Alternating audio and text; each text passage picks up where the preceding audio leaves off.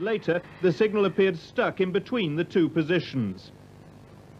In the event, the driver was accelerating as he passed the signal. He had no chance of stopping and hit the stationary train at around 60 miles an hour, catapulting carriages into the river. The crash killed.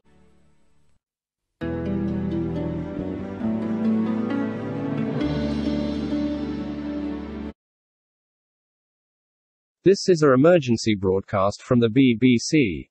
Important information will follow.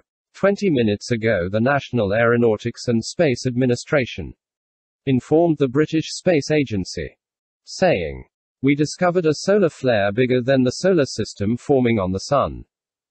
This is a possible threat to human lives. It is expected to pass Venice orbit.